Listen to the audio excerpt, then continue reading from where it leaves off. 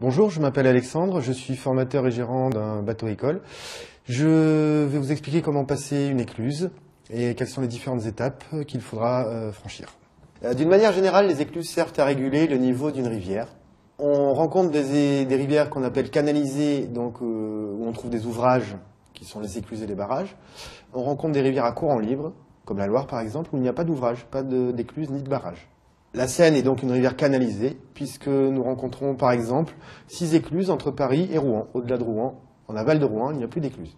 Pour franchir une écluse, il va falloir nous signaler à l'écluse, à l'éclusier, soit au moyen de la radio, ce qui est le plus pratique, la radio VHF, soit au moyen du téléphone portable, en prenant soin de prendre le numéro de l'écluse au préalable, soit tout simplement d'attendre devant l'écluse que les feux se passent au vert.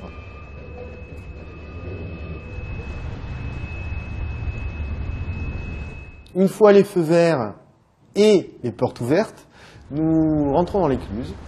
Les portes vont ensuite se refermer et nous allons en fait soit monter, soit descendre en fonction de la phase d'éclusage.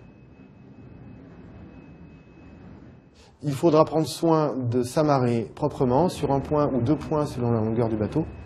Et ensuite, surtout, de veiller à régler ses amarres en fonction de la montée ou de la descente de l'eau, de manière à rester tout le temps bien amarré contre le quai.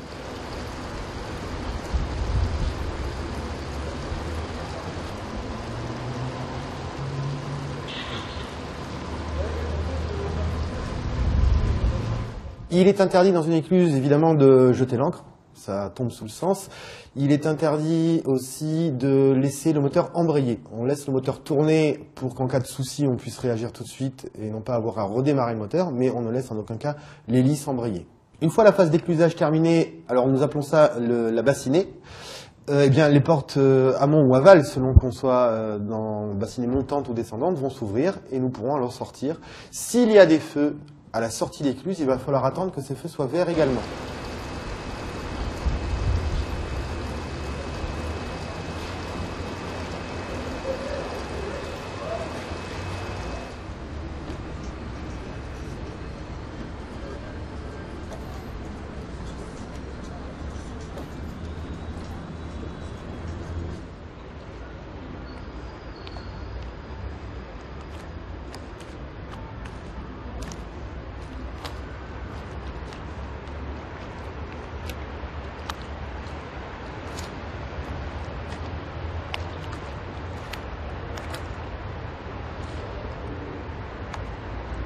En conclusion, il va falloir que vous respectiez la sécurité car de nombreux incidents peuvent avoir lieu dans les écluses, notamment au niveau du réglage des amarres. Et voilà, vous savez maintenant passer une écluse.